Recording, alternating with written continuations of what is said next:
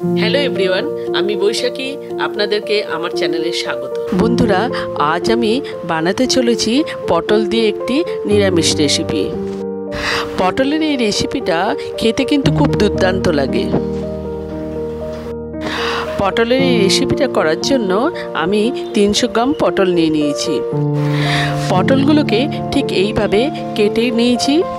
আর 3টে মাঝারি সাইজের আলু নিয়ে নিয়েছি, সেটাও এইভাবে কেটে নিয়েছি। পটল আর আলু আমি ভালোভাবে ধুয়েও নিয়েছি। গ্যাসে একটা কড়াই বসিয়ে দিয়ে 2 থেকে 3 চামচ সর্ষে তেল দিয়ে দিলাম। তেলটা গরম হয়ে গেলে ধুয়ে রাখা পটলটা ছেড়ে দিলাম। এরপর সামান্য পরিমাণ হলুদ দিয়ে দিলাম আর স্বাদ মতো নুন দিয়ে দিলাম। একটু নাড়াচাড়া করে ঢাকা চাপা দিয়ে দেব।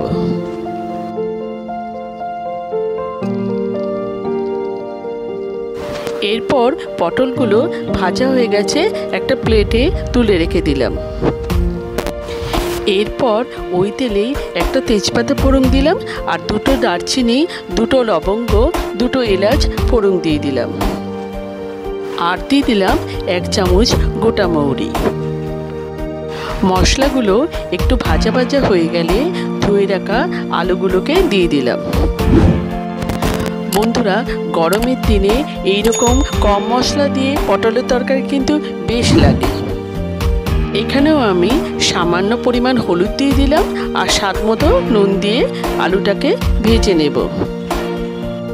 এরপর একটা মিক্সিং বোল নিয়ে নিয়েছি, একটা মশলা তৈরি করে নেব।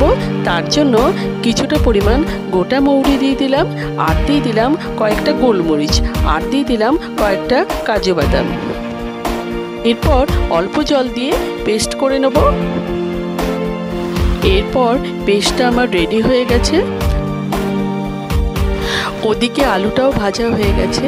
এরপর যে পেস্টটা তৈরি করে রেখেছিলাম সেটা দিয়ে দিলাম। এরপর মিক্সির বাটিতে অল্প জল নিয়ে সেটাও দিয়ে দিলাম। আর দিয়ে দিলাম 1 চামচ লঙ্কা গুঁড়ো। ঝালটা নিজেদের পছন্দ মতো কম বেশি করে নেবেন। আর দিয়ে দিলাম পরিমাণ মতো চিনি। একটু মিষ্টি দেবেন, তাতে খেতে কিন্তু খুব ভালো লাগবে।